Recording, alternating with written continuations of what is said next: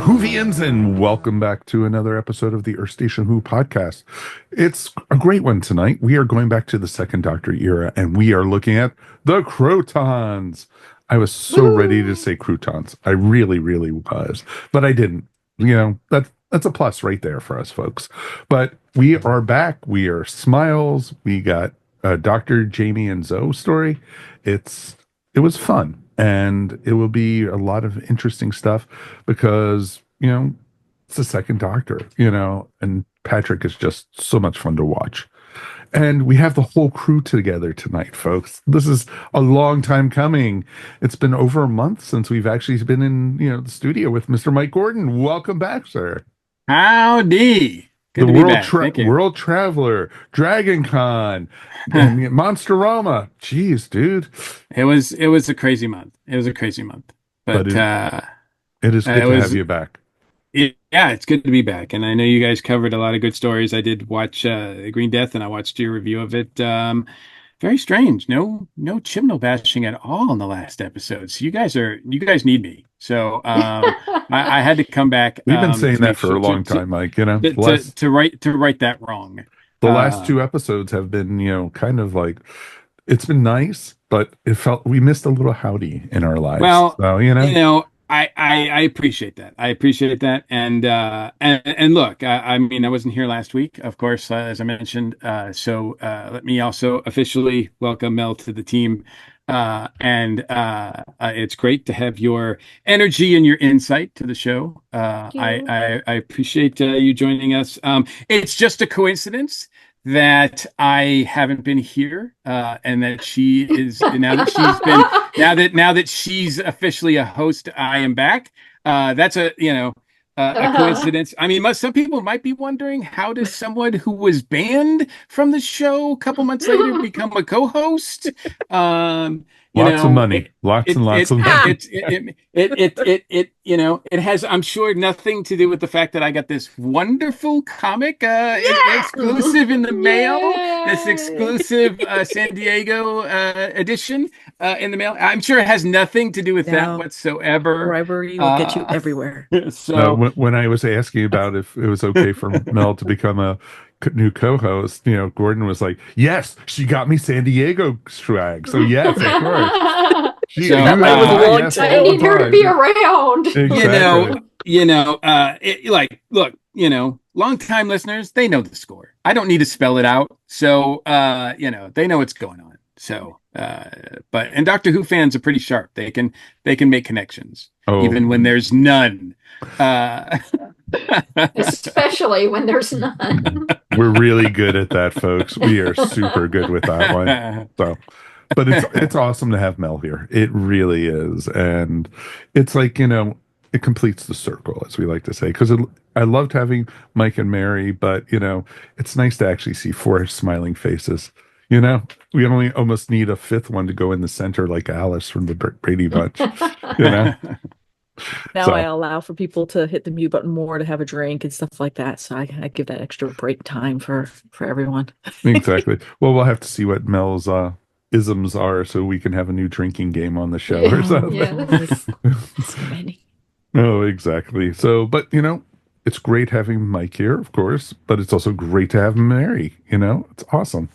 Hi, everybody. Fantastic to be here. And of course, Melanie Dean. Second episode as an official co-host. Yay! I'm so excited. Yeah, I'm still waiting for my San Diego swag, Well, you see, you have to place an order with me. One. Yeah, exactly. That's what they all say. Mind reading, it does help. The doctor's psychic, So it'll be a ton of fun to do. And you know what? It's great having everybody here. And we definitely would love to hear from you guys at home. Please write us feedback at earthstationwho.com. Best way to get in touch with us. And while you're, writing us and, leaving us feedback, why not give us a thumbs up and a like, or, a subscribe would be even better. It's always great to do that. And, it shows a little bit of love from us. It's a really cool thing. And you know what?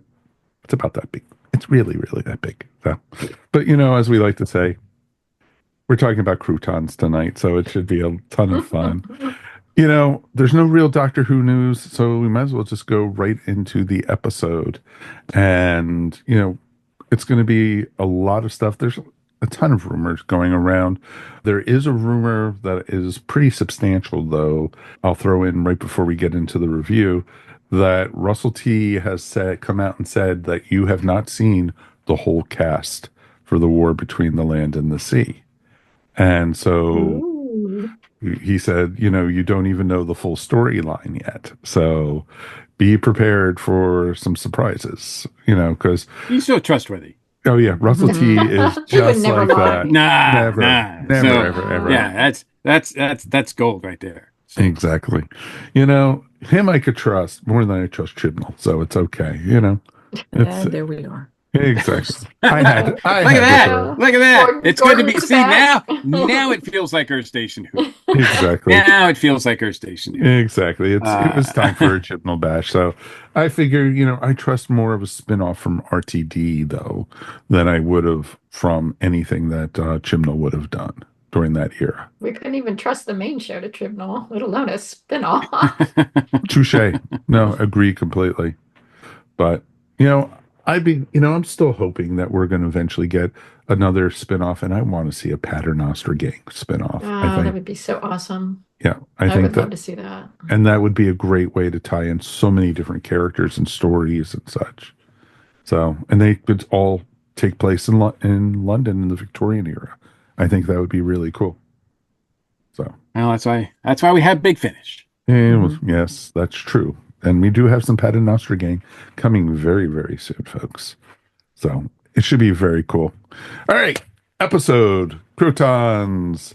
And we are going back to the wonderful year of 1968 from December 28th, 1968.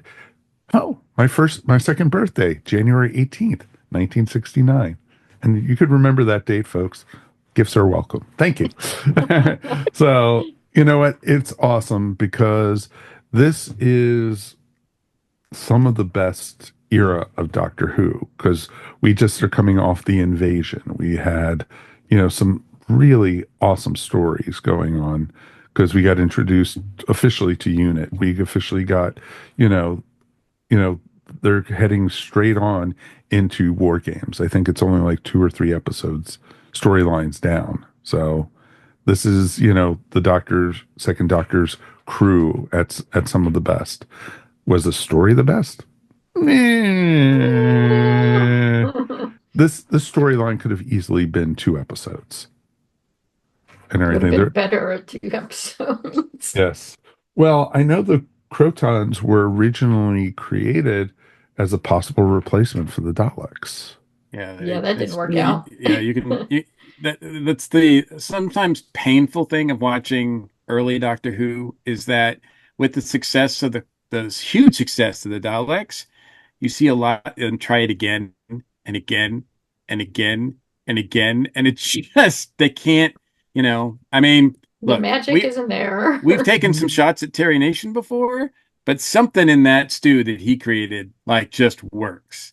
Whereas a lot of these others do not. And unfortunately the Krotons. And Mike, you're perfectly forgiven for saying Krotons occasionally because the cast members couldn't even get it right. Like from character to character. Some would say Krotons, even the same character. One minute he would say Krotons, the next minute he would say Croutons. So Yeah. I think we all had salad on our mind, really. Exactly. And it's kind of ironic. That's what I had for dinner tonight. So it was perfect. But I think this is one of my favorite eras too. Since I discovered early Doctor Who through this show, which I appreciate so much, I really, really enjoy anytime we do the second Doctor, have an episode with the second Doctor, as well as Jamie and Zoe. I really like this team. And then you add that to the fact that Terrence Dicks is a script editor, and this is the first of many great stories that we get. Well, we'll use great in quotes, but stories that we get from Robert Holmes, who I think is one of the premier writers and contributors Absolutely. to Doctor Who. So, to the whole franchise. So Oh, to very see much his so. name on Totally this one, agree. and this is his first entry here. So, whether you can forget his first entry or forgive his first entry or not, I don't know. But there's definitely some elements here, even from this story, and we'll get into it, that makes this like a pretty cool story, above average, I think, Okay. in a lot of Well, ways. let's go around and get initial thoughts for this. Mel, what's your initial thoughts, sir?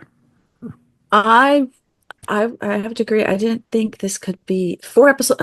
4 episodes was a little long. Hmm. I think it could be tightened down to almost like easily three because there were parts that I thought it started great, it ended great, but somewhere in the middle, like at least like the second between second episode and the third, I was kind of like, where are we going with this? It's kind of we're running around in a circle, but Literally, tighten you're it up a running little around bit. in a circle because Really, they're going Mhm. from the learning center into Here we the go. Croton ship, And they're out running of the through it. Croton ship into the wasteland, back into the village, Yeah, back to the learning center, back into the Croton ship, and it's just like, Yeah. it's almost like we know when you open the door, you need to dive out of the way because then the little, you're gonna get missed. The little spritzy things are gonna hit you, and it's like exactly. you've exited how many times now? What? Yeah, we But figured that that out. aside, it was I really did enjoy it, and I thought again, seeing like the little the try the our little trifecta of the Doctor Zoe and Jamie just really good, and I like the fact that they balance each other well, they play off each other very well. I enjoyed it. Cool. Just tighten it up a little Yeah, I agree. All right, Ms. Mary. I loved the first two episodes. I was having a ball. It was really enjoyable. And then the third one, man, did it start dragging? And I was like, Hmm. oh man, I think this episode's about 3 hours. And yeah, and yes, it did pick up a little bit near like halfway through the last episode. It started picking up again near the end. But oh my God, it dragged near the end. But I actually really enjoyed the beginning, and I enjoyed the Doctor, Jamie, and Zoe the whole way through, even when they were just running around.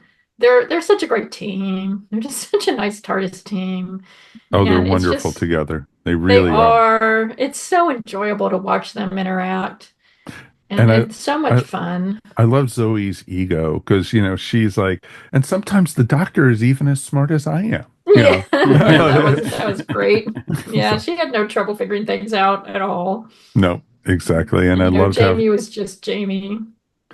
oh, but it was awesome because, even Zoe got the highest score ever on the testing. Yes, yes.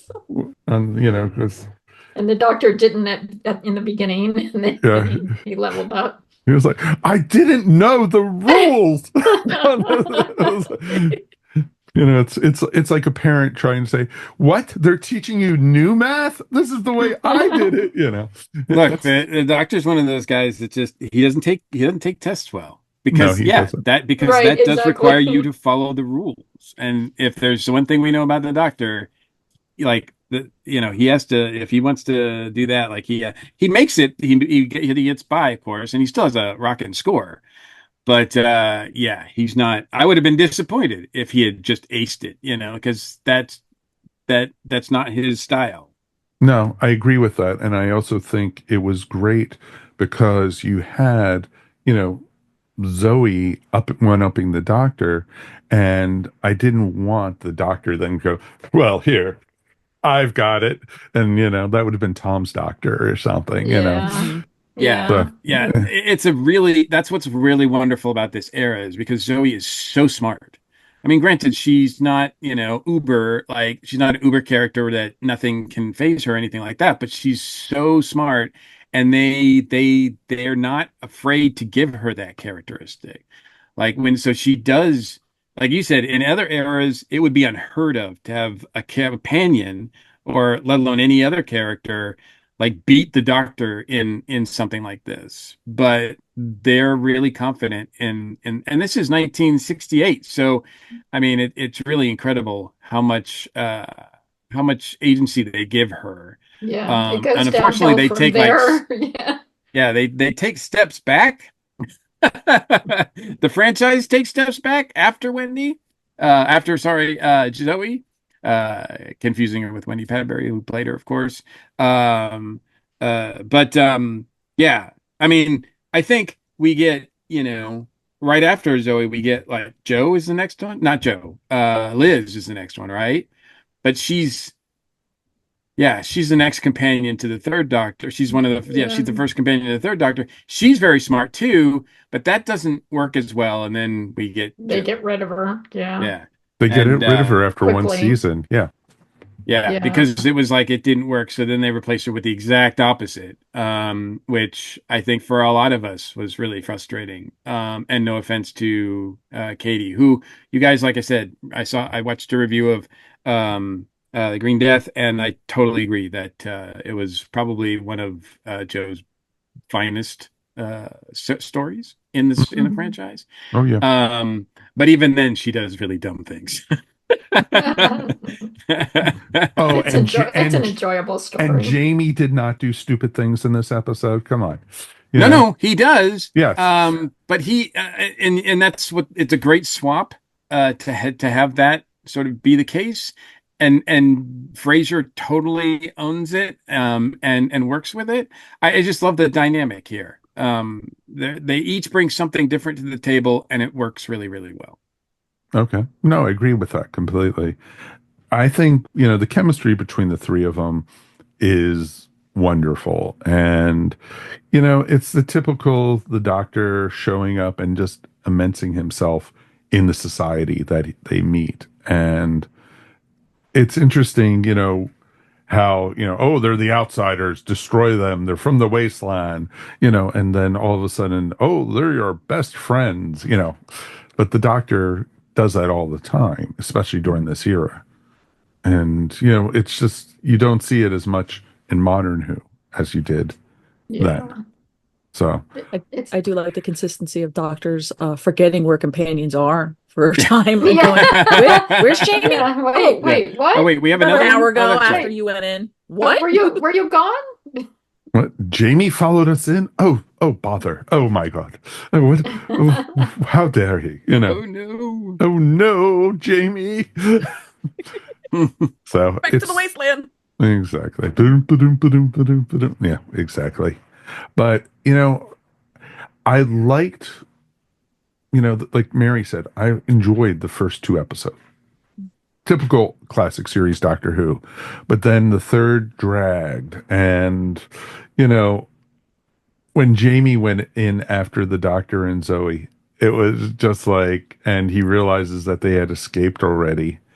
And I loved Frasier, fighting with the Croton, and he grabbed the gun, and the disintegrator ray, and it was having no effect on it, and the Croton kept on going closer and closer, and the Croton just like smushed him against the door.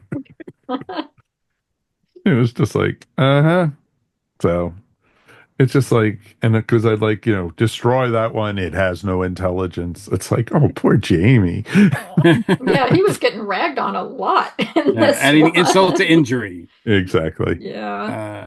But he's like, he still made it work, and he still escaped, and I love that too. I mean, he has a different set of skills which he is able to use and utilize, and I appreciate that as well. Like I said, all three of them have skills that they don't feel like if they're on their own, they're completely useless.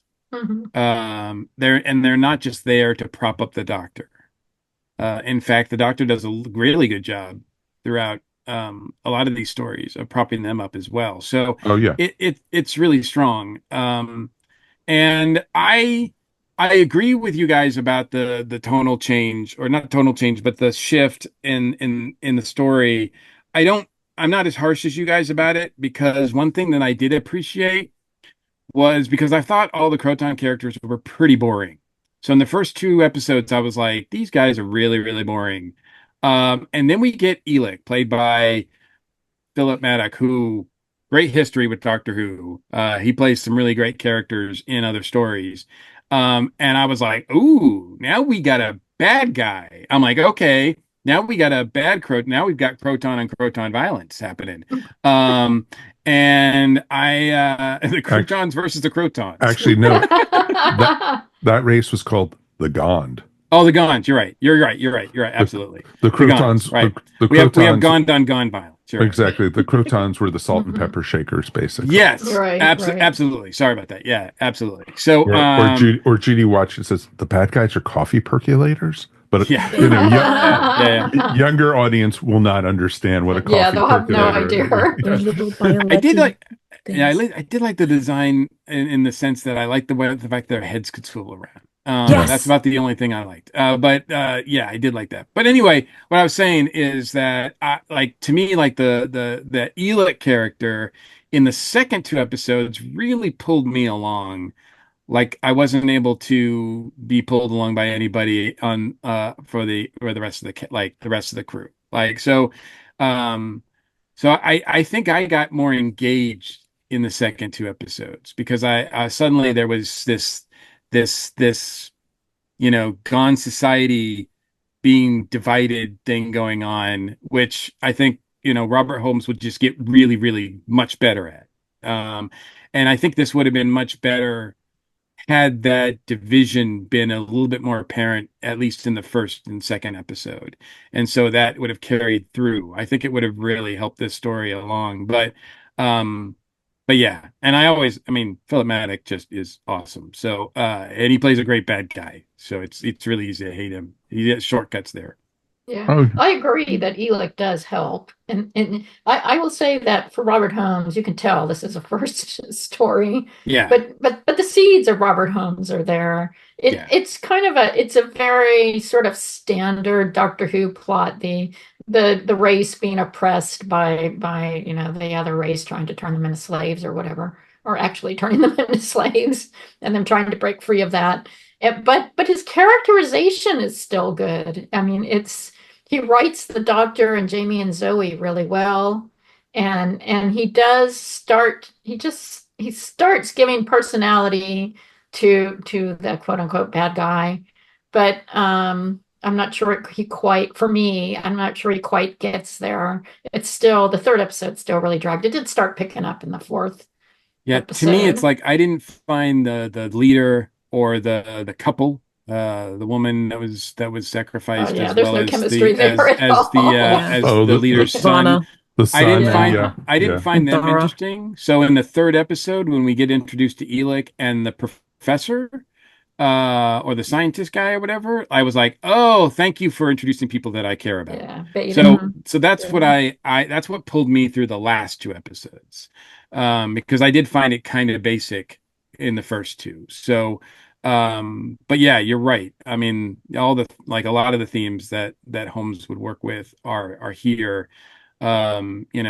Taking this oppressed society, but the fact that they're arguing amongst themselves, they've got a common enemy already, and yet they're arguing amongst themselves, and this sort of shift for power. It's just really fun, and it's something that you don't see, I don't think, as much or as detailed in earlier stories of Doctor Who. It's not till Robert comes along and does this out. And I got to give credit to Terrence Dicks too, because apparently this was a idea from Robert that he pitched, but it was really Terrence Dicks that helped flesh it out. And I think that combination of Terrence and Robert together really is the winning combination that will bring us some really classic stories later. No, agreed. Mhm. No, Yeah. and definitely you could see the foundations of all the different things, especially when you get further into the third Doctor and then, of course, into the fourth Doctor era, big time. This easily could have been a fourth Doctor and like Leela episode. I could see, and the Doctor wouldn't be as bumbling, but he would just been Tom, like telling everyone what to do. Let me tell you now.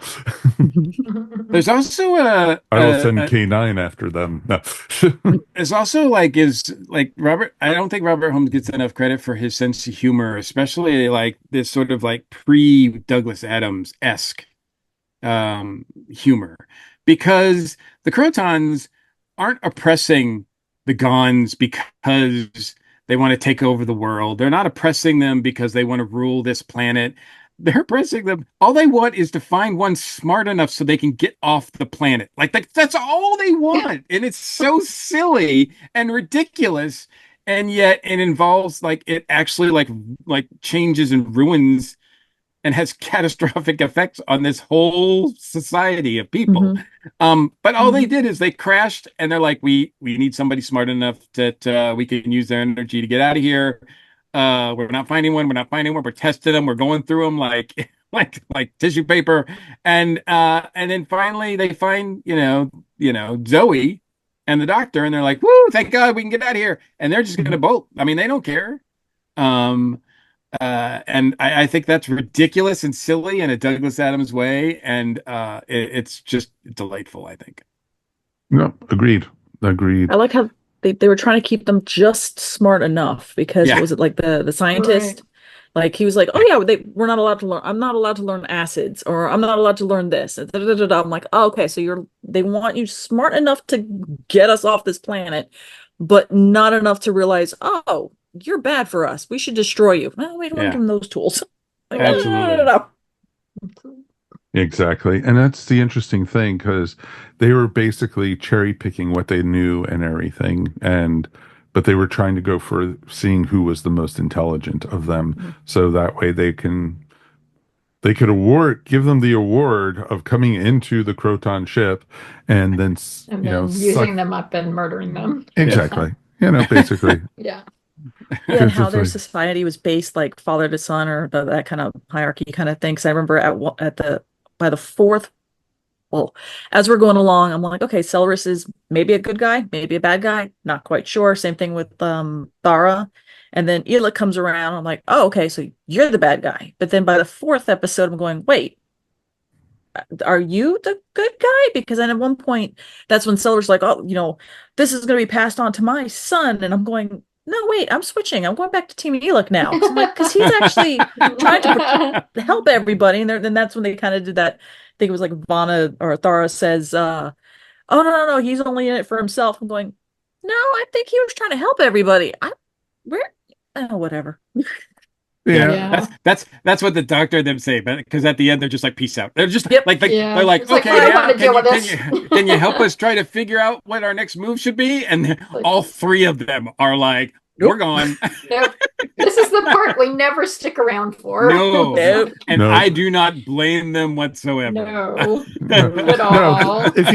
One of the tropes of Doctor Who is, okay, we took care of the bad guys. Your society is in ruins. We're out of here. See ya. You're on your own now. You're on your own. You now know how to make sulfuric acid. Have fun with that. Gotta go. Yeah. What are we gonna do with these vats of sulfuric acid? I don't know. That's your problem. Peace out. Not my problem. Oh, we're not even going to teach you electricity or solar power or anything like that. You're on your own. Yeah. Now you basically here's a rock and a chisel. Have fun. Did anybody bring these back? Like Big Finish or anybody? Like are they Krotons a one and done?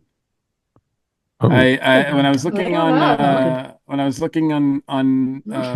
our buddies Wikipedia. Yeah, I was looking on our buddies in Wikipedia because usually they have a little thing that says like later on, but there's nothing. So I don't know if that means that there's nothing or somebody just didn't put the entry in. But yeah, I would imagine that there's still maybe some stories you could tell with them because it is kind of maybe interesting, but you could do some interesting things if they had an update. But but maybe not. Maybe people were just like, I mean, I think we're fine with no more Krotons. No, I don't remember ever seeing it. I know they did come out with the action figures of the Krotons. Oh, really? Yes. Gotcha. When they were doing the spinning head. Yeah. Okay. I would imagine as a kid, I would love that. I would love that. Like the rest of the toy, I'd probably like, but the spinning head thing, well, I would. Yeah. As an adult, I kind of liked it, so it's all right there. I mean, I remember the first time I saw a black hole and Maximilian like spun his head completely around. I was like, "Oh, yes. Okay, that was pretty cool." Yeah. Oh, of course. But it was interesting. These characters had the bad guys had a lot of potential, but I just think because you didn't even see them till episode 3. Anyway, the first 2 Right. episodes you didn't get to see what Yeah. You heard you them, but you you didn't see heard them them. exactly, and it was just like I actually like that long tentacle thing that came out of the wall. Oh, the Yeah. vacuum hose. Oh, Yeah, the yeah. vacuum hose. That was pretty cool. Yeah. That was awesome. It's like, all right, I was fully expecting to see, a cable holding it up or something like that, Mhm. but it was really well done. Yeah, they actually Yeah. did a good job with Yeah, that. there was Yeah. a string, you could kind of tell. And they used reverse filming a couple Of times. course they did. Of So, course. but no, I mean it for was the time, it looked pretty good for the no, I thought it time. did look good. I think it looked that looked better than the Krotons design itself. Yeah. Yeah, because we can't, at this point, we can't compare Doctor Who special effects to Star Trek special effects, or Lost in Space or something. No, they don't have that kind of budget. No, exactly. So, I thought they did really, really well. And you know what? I thought it was cool. Instead of showing like with the Daleks when the ray beam hit the guys and you saw the skeleton and then they fell over dead. I liked how they did it very simple in this. They just shot a cloud of smoke at the people and then they were dust. I thought Yeah. that was very, very Yeah, well done. that was Pretty pretty effective. effective. Yeah. Yeah. So I can't complain about that. I thought that was at least was interesting about it. And you know what? It was better than I was expecting it to be, but I just wish it was more like a consistent, like boom, boom, boom, instead of boom, boom, boom, boom. Long rest. Exactly. So it's like, well, at least Troughton didn't go on vacation for one of the episodes or something. So I enjoyed it. I thought it did great with the character of Jamie, and it showed Jamie was the muscle of the TARDIS. I loved how what they did with that, and Zoe was the brains, and then there was the Doctor, and you also got to see. I think this was one of the first times we saw that the TARDIS actually moved itself when it sensed it was going to be in danger. That was interesting, and I think we Yeah. just saw that recently play out, right? Yeah. Like in one of the specials last year, Mhm. right? Yeah, one of the- Yes. So In Wild Blue Yonder, it did. What an amazing callback! Like, and what a relevant callback! I Mhm. thought that was cool. It was the HAD system, I think they called it a couple Yeah. times. I mean, we've seen it several times. Yeah. But yeah. And I love the Doctor in this one. It was like, I'm so glad I remembered to activate that. It was a good thing. It was like, yeah, because that could have been really ugly, Doctor. But but the TARDIS is supposed to be invincible anyway against, tons of stuff. So it would have been interesting to see. But yeah, it was neat to have that. That was so I don't remember seeing that before this. So I wonder if this was the first time that they actually did that in the stories. So, but yeah, It's a good question. I don't. Yeah, since we don't watch these in order, which Who I'm knows? glad we don't. I get confused as to what and there's What still some happened, episodes that we that have aired before this that I haven't seen yet. So it's always hard for me to know what comes first when we watch these. Mhm. Unless I read it somewhere. But Yeah. No, and it's interesting because we're starting to wind down with the number of Second Doctor stories that are available that we haven't say. reviewed and everything. And it will be sad when we get to the point where, because I think we still have like Space Pirates. I think we have a couple others also that we haven't done yet. yeah. So especially we're very limited, if not completely limited. I'll have to double check here. But on episodes featuring this great trio. mhm. Mhm. Yeah. In fact, I can tell you that, we've only got one more story left with these three. And that's, you're right, Mike. It's the Space Pirates. Yeah, that's what I thought. Because we were supposed to originally get an animated version of Wheel in Space, but I think that was canceled somewhere down the line. But I'm hoping now with the new deal, that we'll get that finally brought out in public and everything, because I would love to see the introduction of Zoe. I think that would be awesome to do. And also, truthfully, as long as they don't do it in the animation style of the Celestial Toy Maker, Oh God. I think we'll be in Yeah. good shape. We don't need any more of those. No. No. All right, kids, any final thoughts? Because I think we're almost at the end of the line with this one. Well, just on that note too, and I don't want to get into a big, because I'm, as an artist and everything like that, and really proponent of artist rights, I'm very concerned with AI and the use of it. But I do think that in the proper hands, AI could be used in a great way to help restore some of these missing episodes. Oh yeah, well, and I hope that is done at some point. Well, especially if it's done right, and also in all truth, and I agree with you completely, Mike, but it would have to, they already have the audio soundtracks to it. Right. The audio's already available for a lot of these missing storylines. So it would be great, if they wanted to do the AI towards the artwork and everything. Yeah. Yeah, and they already have imagery, select imagery from a lot of these stories as well. Still shots from a lot of these. So, they have material to work with.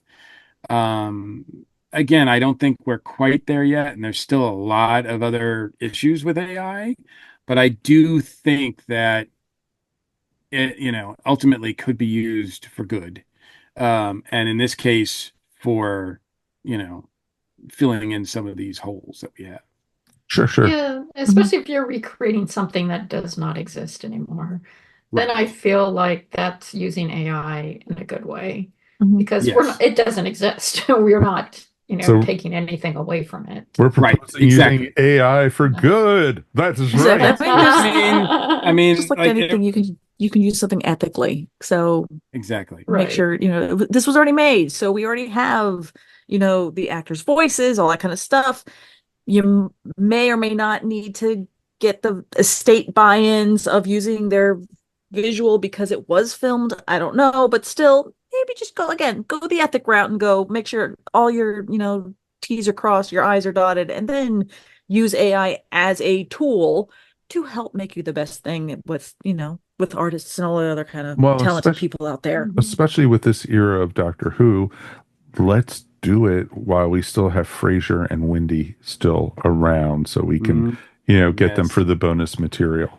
They're not spring chickens anymore, folks. No. I think Frasier just had his 80th birthday, I think, recently. No. So they're not going to the singles bars, and well, they might be, but that's a whole different story.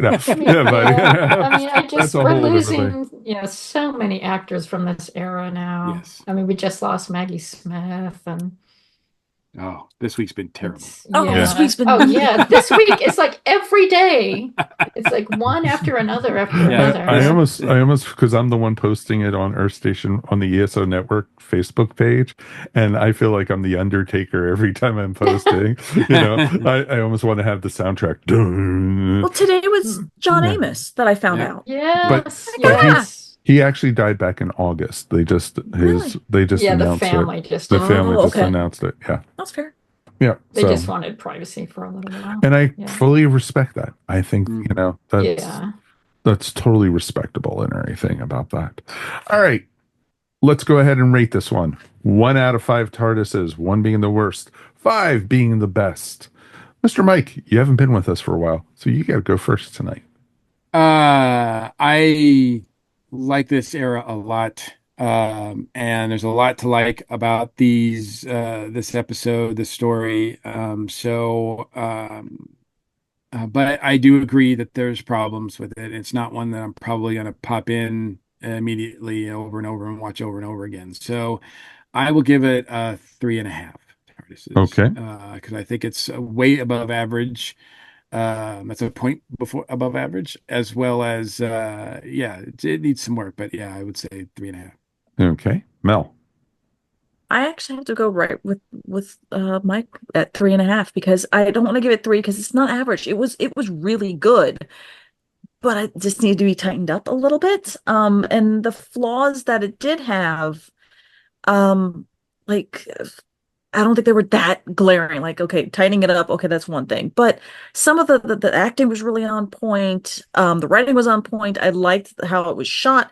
Even like we were talking about the effects, really good for their time, and they were really, thought out, and they weren't just playing a slapdash kind. Because they used what they could do and then had fun with editing, and it was nice. So, yeah, 3.5, maybe even kind of getting towards that 4, but not right there. Yeah, Okay. I couldn't quite get it that high, but yeah. Nope, agreed. Mary. I think just to be contrary, let's say 3.75.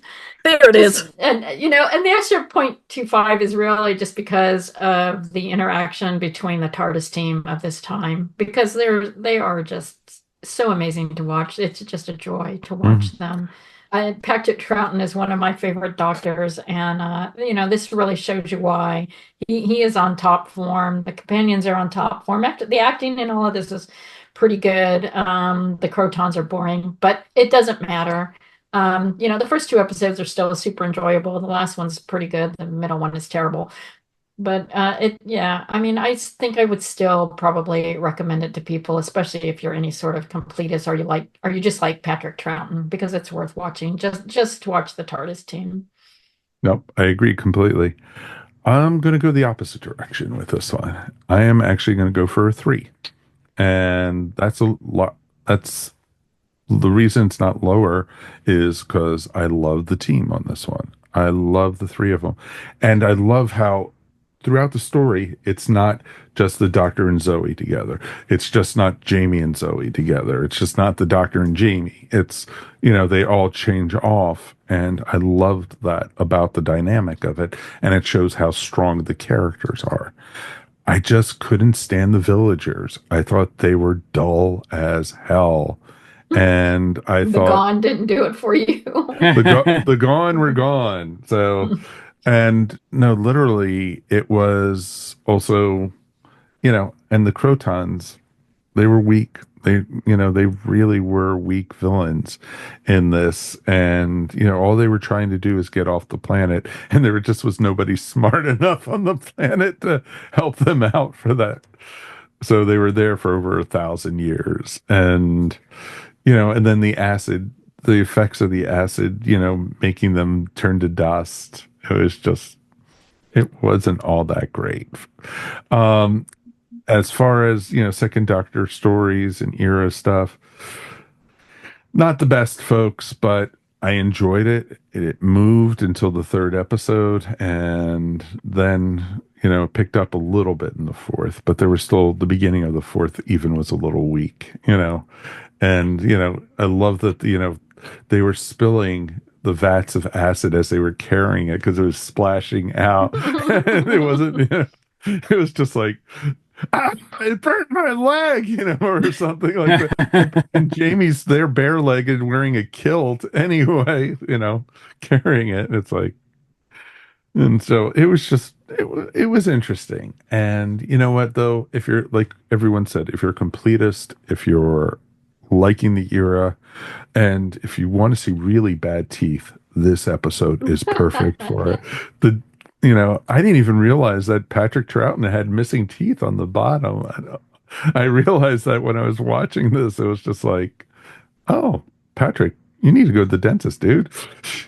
So, but it is England in the 60s. Sorry, folks. All right. I had to do it. We definitely would love to hear from you guys at home. And if there's a dentist, listening, I'm sorry. Please. This is shot in Britain. Exactly. I know. Now I'm going to get mail. Well, of course. Direct your mail to Mr. Mike Gordon. This will be my turn in my last episode. No, Judy and I are watching old episodes of the IT Crowd, and it hadn't gotten much better by that era either. So, it's interesting. I'm not the first one to make that joke. No, Austin Powers took care of that, many times, over and over. But yes, folks, we definitely thank you for listening, and thank you if you've made it this far into the episode. Please give us a like and subscribe. And if you're listening to us, 5 stars. It's always the best way to do it. We are coming to you every other week right now, and we're quickly moving. Can't believe it's October already, folks. It's the holiday special is right around the corner as we speak. So, and the rumor going around is we're going to get the next season of Doctor Who probably April. So, that's going to be right around the corner. We're going to blink and it's going to be here. So stick with us. We have a lot of great stuff coming until then. And of course, let's find out what everyone on the show is up to. Of course, Ms. Mary Ogle, want to promote your stuff? You can find me at maryogle.com or on Etsy at eVision Arts. And this lady is super busy, folks. So if you want to, hire her to do some work for you, do it now, because she could use the work, type thing, because she doesn't need to sleep. Well, sleep's for the weak. And Ms. Melanie Dean, thank you as always. Thank you. I love it here, and can't wait to keep doing more. Oh, you're stuck. The chain is coming in. Yeah, we're not letting you go now. No. Okay. Believe me, I've tried. I can't. They reel me back. Just when I thought I was out, they reel me back in. You can check out anytime you like. You just can never leave. Exactly. Yeah, Mike Gordon wrote an email and said, "Howdy, I like what you're doing," and he never left. Still here. That was 14 years ago. It's the truth. So, Melanie, where can people see your artwork? On Instagram is mostly where I live, and that's Pieces of Melee. Right now, I'm doing a lot of stained glass stuff because that's my full-time job. Oh, is cool. Product development for that. So, yay. Yay. And Mr. Mike Gordon, it is so good to have you back, my friend. Good to be back. I missed you guys. Thank you so much. Yeah, and we're sad to announce it's his last episode because of the dentist crack. So, yeah, because I've been canceled. Yes, exactly. How can people find that new Dragon Con book that you guys have released? Thank you. Look, I haven't got a chance to say it yet, but I being at Dragon Con and all the other conventions that I did in August, Monstrum and whatnot, I saw a lot of people who are into Earth Station Who, and some people who I hope are listening because I introduced them to Earth Station Who. So welcome and thank you. Thank you for everybody who came to. We did a panel on the Brit Tracks where we did some Moffat bashing, actually, which was I didn't quite expect that. Although there was plenty of Chibnall bashing as well. But we talked about the specials that were released last year, and had a lot of fun doing that. And Dragon Con is always one of my favorite times of the year. It's one of my favorite events to go to. This is my, I think, 31st in a row. And it was even more special this year because of I got this new book that came out called Dragon Tales, which is all about celebrating Dragon Con, and it's in honor of two very, very special people. It's a benefit book going to two charities for those special people. Features a gorgeous cover by Mary Ogle. Look at that, Mary! There's your book. I promise one is heading your way. Already bought one. And we sold out of actually hard copies when I was at the show. It's been doing pretty well on Amazon, so you can get it there. So we'll have a link hopefully in the show notes. If not, just pull up Dragon Tales in Amazon and you should find it, or just reach out to me. I've got some more hard copies coming my way as well, and it's been a wonderful project to be part of. And I couldn't be happier with the results, so I appreciate it. Yay, awesome. And folks, it's a great book, and and it's like Mike said, it's going out to two great folks who we had a very close relationships with. So definitely check it out, and it's available up on Amazon, and it's where I got my copy, so it's very cool. So even the director of the network had to go out and buy his own copy. So, so it's a good thing, and I didn't have to go to San Diego to get it. So it's perfect. So there you go. Wow. There we go. Place your orders now, and then I can see what I'll do for next year. There we go. But now you have to go to San Diego next year. Yeah, we're putting pressure on you. So there you go. Isn't that in her co-host contract? Exactly. I usually go every year, and I'm definitely in the art show every year. But I'm going to Star Wars Celebration next year. In Japan? You're doing You're going to Japan? Oh, that's awesome. Japan. So I have to do that and not do San Diego. But usually I go to San Diego, so we'll see. I got my exclusive cover, so I'm good. There you go. So. Well, then we just have to figure out what you can get for us in Japan. Exactly. So it could still work out. Yeah. And I have contacts in San Diego, so believe me, if there's something we need to find, we can we can work it. There's a reason you're on the show now, so it's good. So there you go. I'm the finder. It's like, go give me this. Exactly. Well, folks, thank you as always. We will see you guys in 2 weeks. And it's actually not 2 weeks. We will see you guys in a week because we actually got delayed because of the hurricane. And so, folks, we will be back in 1 week and we will have a great show for you. Thank you, everybody. And, we'll see you all next time here. Earth Station Who. Peace. And we are done. Bye. Woo! You have been listening to Earth Station Who, a pop culture podcast dedicated to all things Doctor Who, featuring talents from throughout space and time. All topics on the show are the sole opinions of the individuals and are to be used for entertainment value alone. You can subscribe to our show wherever fine podcasts are found, or check out our website, earthstationwho.com. Don't forget to check us out on Facebook or Instagram, and if you enjoyed the show, please write to us at feedback@earthstationwho.com. Thank you so much for listening, and we will see you on the next journey of Earth Station Who. This has been a broadcast of the ESO Network. Be part of the crew and help support our shows by donating to our ESO Patreon or by shopping at the TeePublic store, which can all be found at www.esonetwork.com. The ESO Network, your station for all things geek.